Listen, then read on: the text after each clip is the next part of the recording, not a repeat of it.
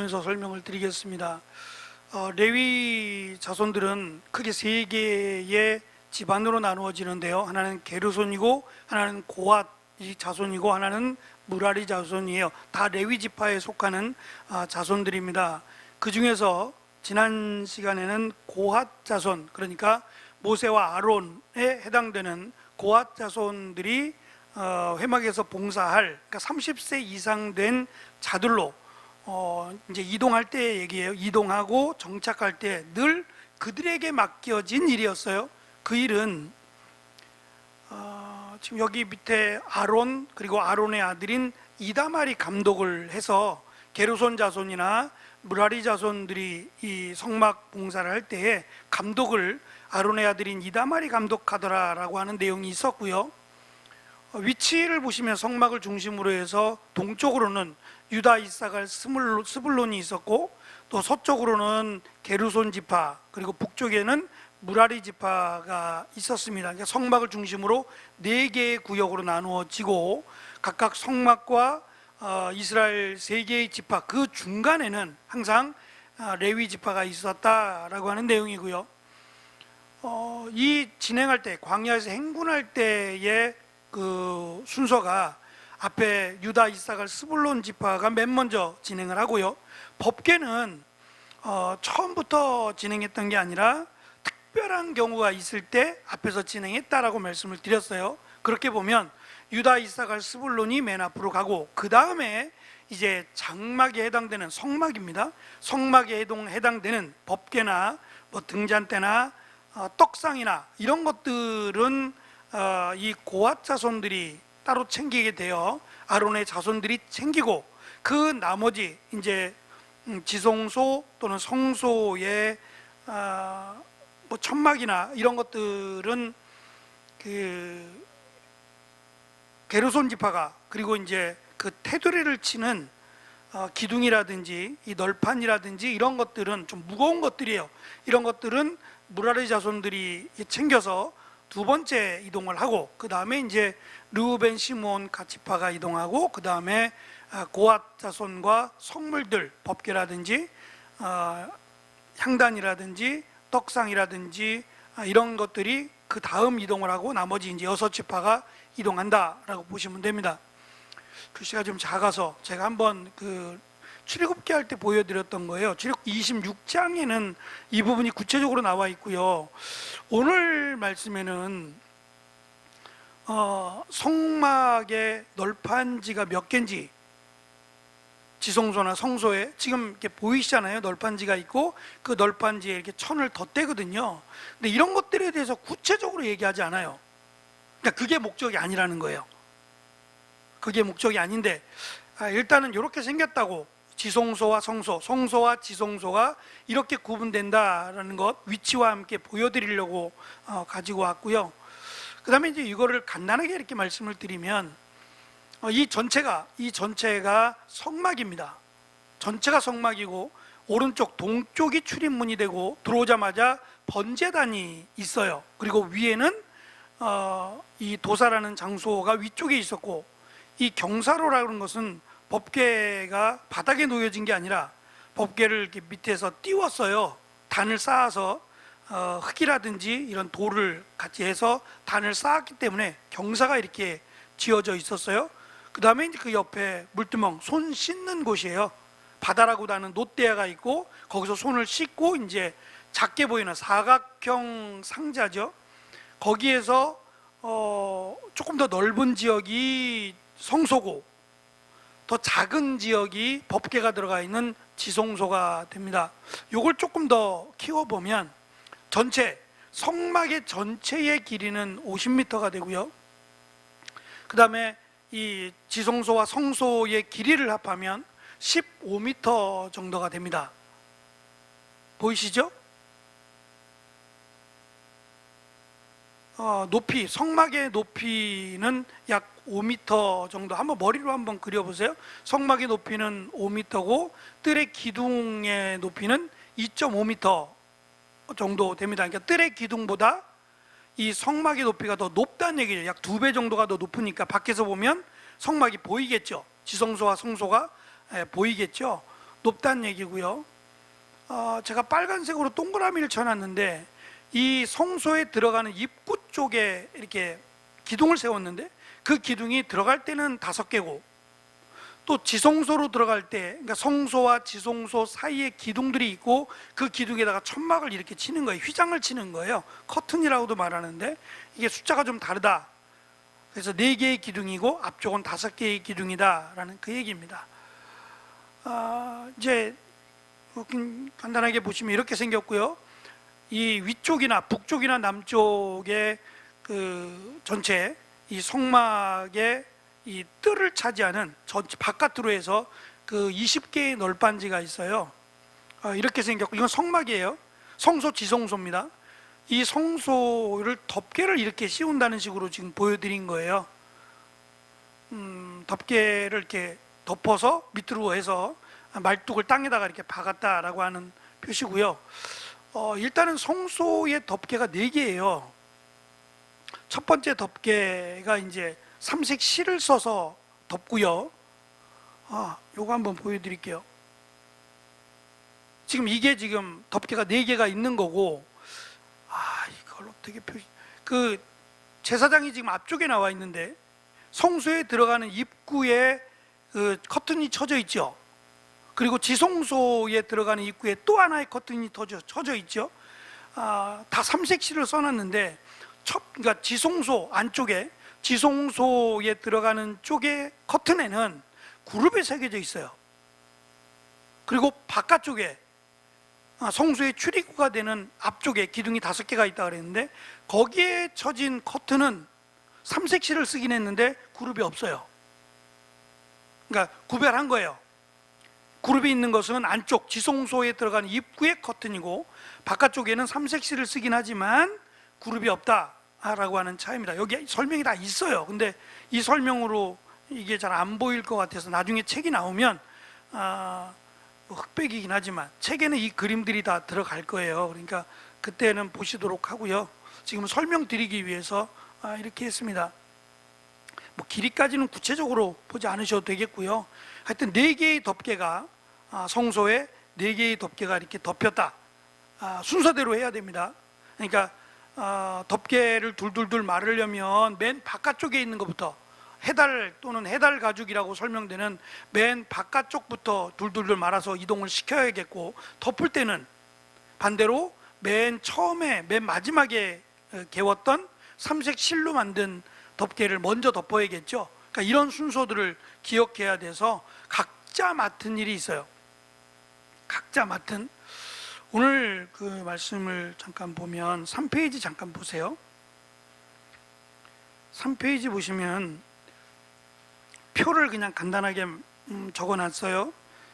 밑에 표를 보시면 고핫 자손, 게르손 자손, 무라리 자손이에요. 그들의 그 인구수를 조사할 때 일단 1개월 이상 된 남자의 수를 보니까 고핫 자손이 제일 많아요. 8,300명, 7,500명, 6,200명인데 30세부터 50세, 그러니까 성막에서 일을 할 사람들이에요. 그 사람들이 30살부터 50살까지인데 그들의 숫자를 세어보니까 무라리 자손이 훨씬 많아요. 전체 인구의 거의 51%를 차지할 만큼 현저하게 많아요. 다른 수에 비해서. 그리고 총계를 보니까 8,580명이에요. 아까 제가 말씀드렸죠. 이게 지금 이 전체가 성막 전체가 50m라니까요. 성막이 50m고 저 안에 이제 말뚝이 이 판이 20개예요. 널빤지가 위에 20개, 밑에 20개, 그리고 중간에 이제 세로로 되어 있는 판이 8개인데요. 그러면 총 48개죠. 많다면 많을 수 있는데 이거를 조립하고 분해하고 하는 일도 순서에 따라 해야 돼요. 하나씩 하나씩 다 연결하는 방법들이 있어요. 제가 그걸 사진으로는 해놓고 너무 많아서 제가 표시는 안 했습니다만, 그렇더라도요, 지금 이 일을 몇 명이서 하는 거냐면 8,580명이에요. 거의 10,000명 가까이 이 일을 한다는 거예요. 예? 너무 많지 않아요? 1,000명이라도 많지 않을까요? 50m밖에 안 되는 거예요. 50m, 25m밖에 안 되는 이 안에 있는 성물이라고 말할 수 있는 것들을 분해하고 해체하고 이동시키는 일을 거의 10,000명 가까이 여기에 들어와서 해요. 그러면 10,000명이 이 안에 들어간다고 생각해 봐요. 그 사람만 바글바글하지 않을까요? 그러니까 안에 들어가서 일할 수가 없어요.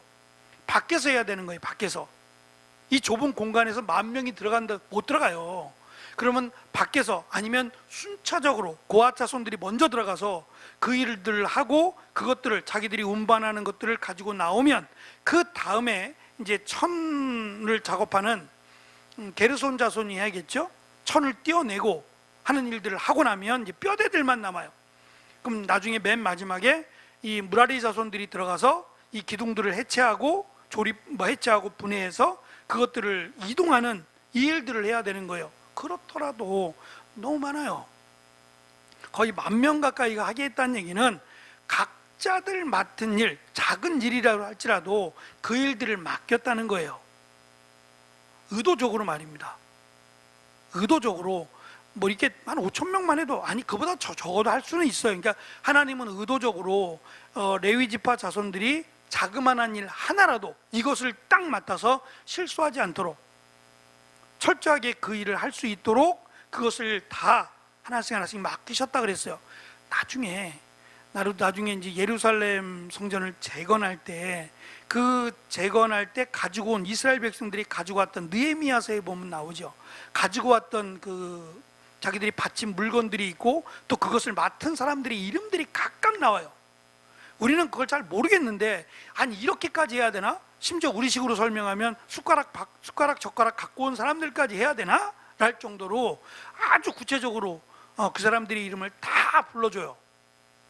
그것은 하나님이 보실 때에는 이 하나님의 일에 참여하는 것 자체가 소중하다고 보시는 것 같아요. 그래서 가능하면 이들이 다 참여할 수 있도록 많고 적음을 떠나서 이들이 다 하나님의 이 거룩한 일에 참여할 수 있도록 하나님이 하신다라고 하는 것을 우리가 기억했으면 좋겠습니다.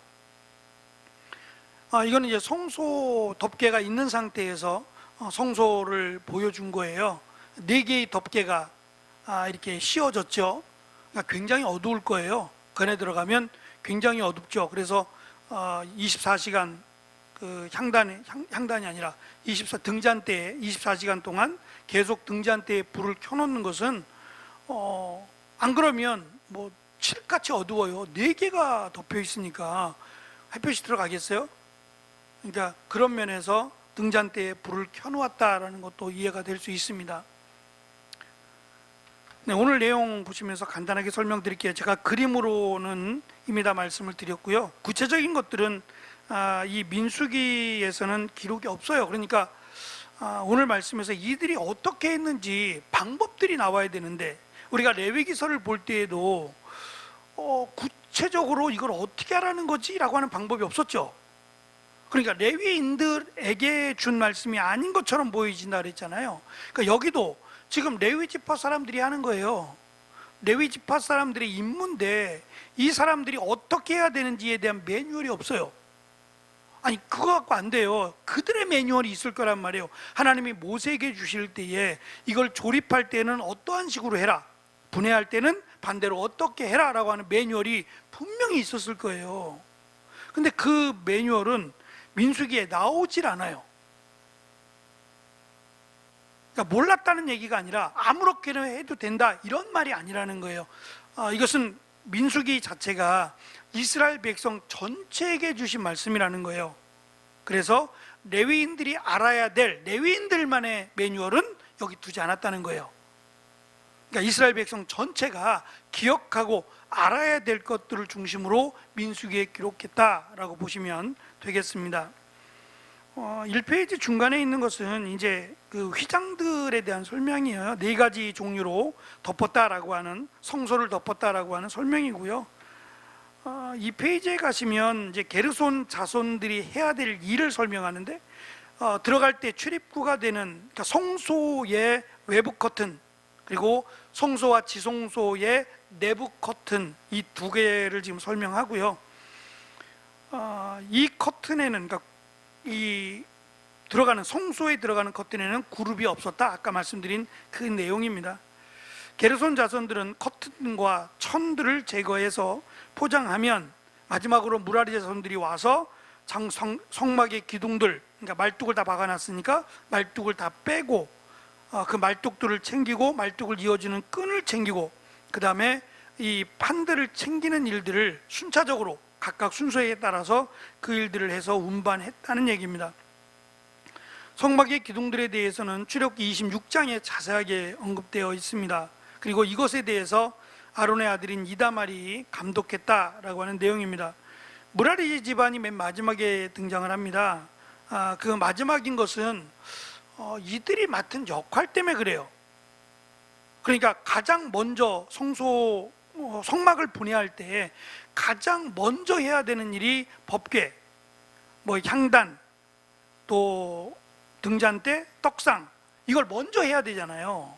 그러니까 순서가 고앗 자손이 먼저가 되는 거고요. 또 아론과 그의 자손들이 포함되어 있기 때문에 그들이 먼저 거룩한 곳을 먼저 그들이 가지고 나와야 되니까 먼저 한 거고, 그 다음에 순서상 게르손 자손들이 천막이나 덮개나 이런 것들을 제거해야 그 다음에 널판을 뺄 거 아니겠어요. 그러니까 이 일의 순서에, 그럼 반대로 조립할 때는요,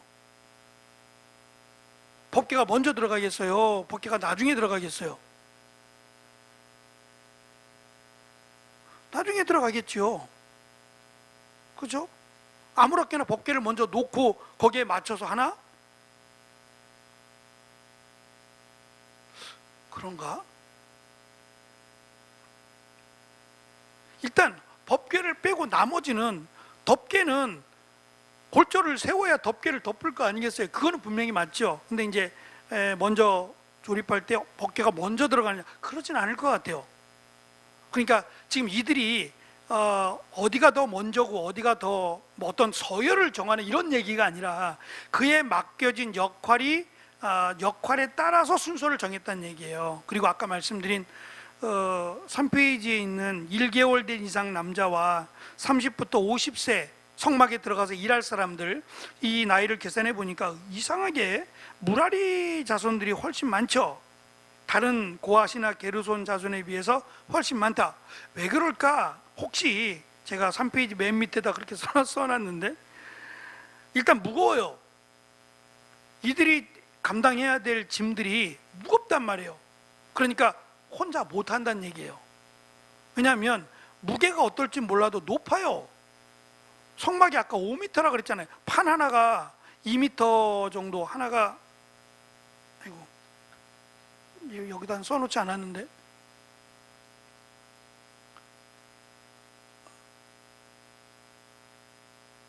아이고, 여기 판이 보이시나요?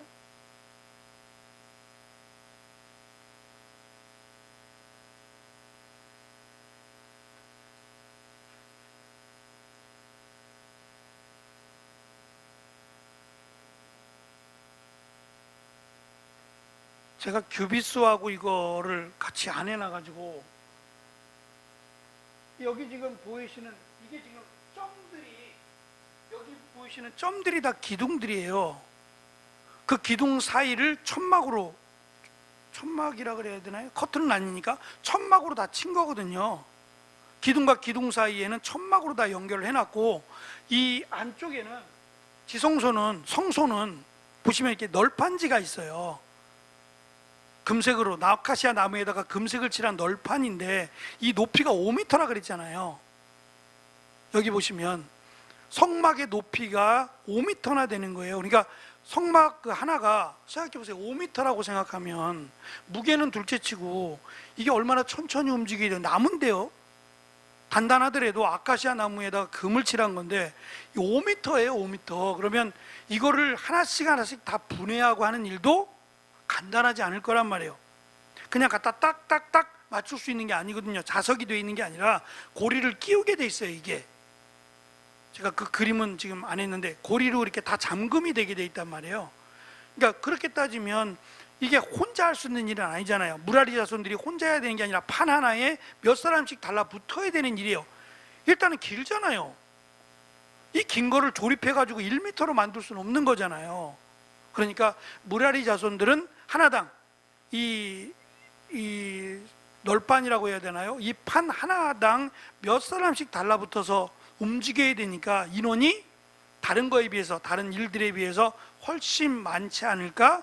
그래서 그에 맞도록 하나님이 인구수를 이렇게 만들진 않으셨을까라는 점이에요. 유독 많으니까 30% 정도 되는데 무라리 자손만 51%나 되니까 아마도 이들이 맡은 일과 연관이 있지 않을까라고 하는 점입니다. 어쨌든 뭐 구체적으로 여기에 설명도 없고 그들의 인구수만 민수기니까 인구수에 대해서, 숫자에 대해서는 정확하게 한 명 한 명까지도 정확하게 설명을 하면서 그 한 명도 제외함이 없도록, 누구 하나 제외함이 없도록 언제부터 이렇게 이 기준이 생겼는가 모르겠습니다만 레위기에서도 그 말씀이 나와 있는데, 제사장들은 일단 그 육신적인 몸에 흠이 있으면 안 돼요. 예를 들면 뭐 하다가 넘어져 가지고 다리를 다쳤다든지 그러면 이 안에 들어와서 일할 수 없어요.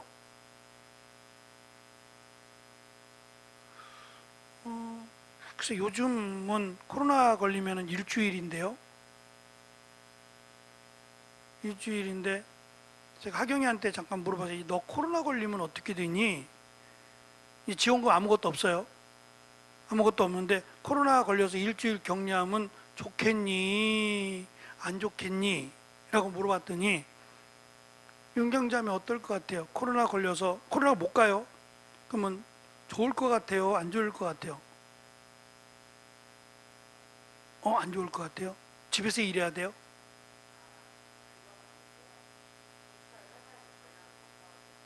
네.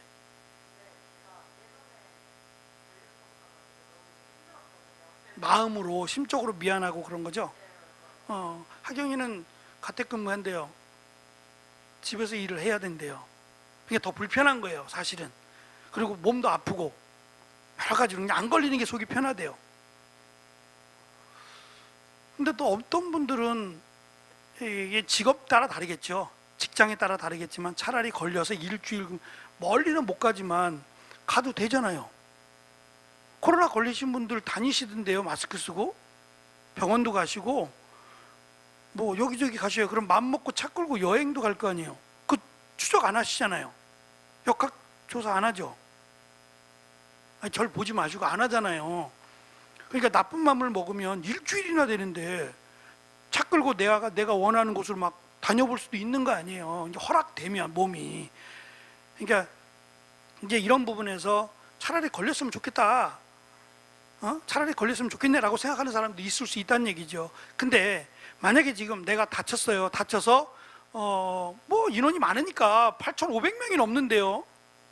나 하나 빠진다고 무슨 문제가 되겠어요. 근데 이들은 지금 나 하나 빠지고 내가 차라리 저기 안 했으면 좋겠어요. 괜히 저거 하다가 거룩함을 훼손하거나 그러면 죽을 수도 있는데 라고 생각하지 않게 하셨다는 거예요, 하나님이. 그러니까 의도적으로 고앗 자손들, 이제 아론의 자손들은 가장 거룩한 것을 만져야 되잖아요. 그럼 가장 위험성이 높아요. 이거 잘못 건드리면 죽을 수도 있는 문제거든요. 다른 것들에 비해서 말이죠. 그러면 차라리 저기 안 갔으면 좋겠네. 그렇게 생각할 수도 있잖아요. 그런데 하나님은 그렇게 안 하셨다는 거예요. 그리고 하나님의 일이라고 하는 거룩함에 참여하는 것이 영광으로 알도록 하나님이 그렇게 하셨다는 거예요. 그러니까 차라리 빠졌으면 좋겠네, 차라리 안 갔으면 좋겠네 라고 하는 마음이 아니라 갔으면 좋겠고 이 일에 참여할 수 있도록 하나님이 축복과 연결을 시키셨다는 거예요.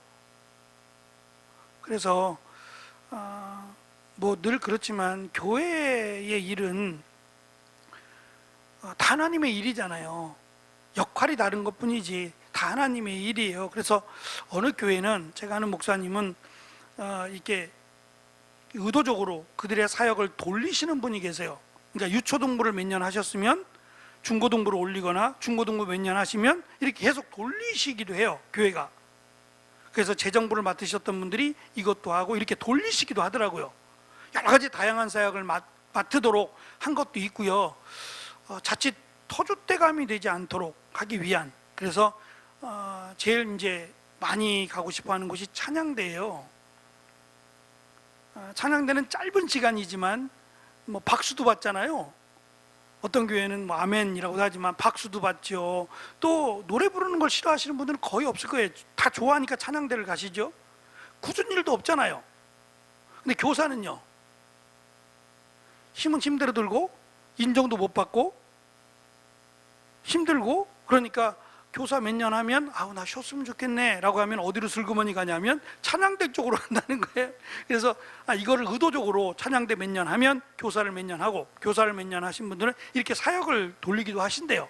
왜냐하면 다양한 사역들을 경험해 보는 것도 좋겠다라고 하는 생각에서, 제가 옳다라고 하는 건 아닙니다. 왜냐하면 하나님이 그에게 주신 은사라는 게 있어요. 가르치는 자는 가르치는 자로, 또 찬양을 잘하는 자는 찬양을 잘하는 자로 하면 되죠. 그러니까 찬양을 잘해야만 찬양대가 되는 건 아니에요.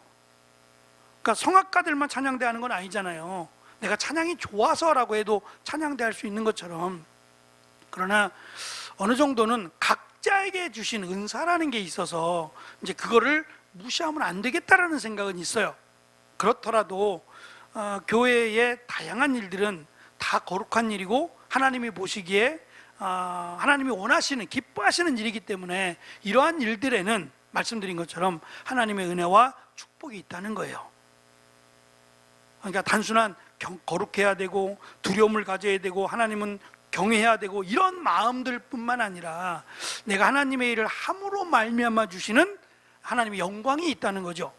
그래서 가급적이면 더 조심하고, 또 내가 이 일에 적극적으로 참여할 수 있도록 자기를 준비하는 일, 그것도 굉장히 중요했다라고 여겨집니다. 어쨌든 각자에게 맡은 일들이 있어요. 그러니까 불평하지 말고 나는 힘이 세니까 이거 할 거야.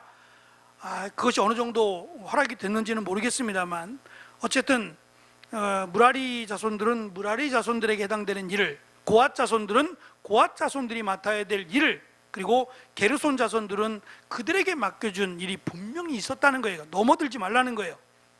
고앗 자손들은 무라리 자손의 일을 해서는 안 되고, 무라리 자손들도 고앗 자손의 일을 해서도 안 되고, 또 불평해서도 안 돼요. 왜 저들에게는 이 일을, 왜 우리에게는 이 일을 이라는 말도 허락되지 않았다라는 점을 우리가 조금은 기억했으면 좋겠고요. 어쨌든 10,000명 가까운 숫자가 이 조그마한 공간에서요, 50m밖에 안 되는 이 조그마한 공간에서 10,000명이나 되는 많은 사람들이 일사불란하게 이 일들을 했다라고 하는 것은 어찌 보면 다툼이 있을 만하잖아요. 이 좁은 공간 50m 안에 10,000명 가까이 되는 사람들이 일하면서 다툼이나 싸움이 안 난다는 것도 기적이죠. 자기들이 원하는 주장이나 이런 것들이 있지 않겠어요. 그럼에도 불협화음 하나 나지 않고 이 일들을 순조롭게 분해하고 조립하고 분해하고 조립하고 하루에 몇 번 됐을 거 아니겠어요.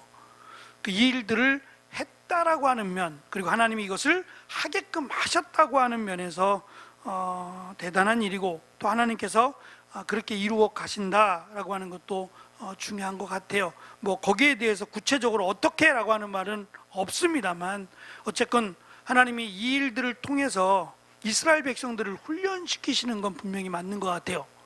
그리고 단순히 어떤 일만이 아니라 하나님의 일을 한다는 것 자체로서 하나님이 주시는 은혜가 있을 겁니다. 그래서 이 일을 더 잘 감당하기를 하나님은 원하셨고, 이 일들을 위해서 모세가 거의 한 40년 가까이 이 일을 해요. 그럼에도 불구하고 우리가 이 부분에서 크게 문제가 없었다는 면도 우리가 눈여겨봐야 될 부분이 아닌가 싶어요. 왜냐하면 교회라고 하는 곳도 자꾸만 이런 불협화음이 날 수도 있거든요.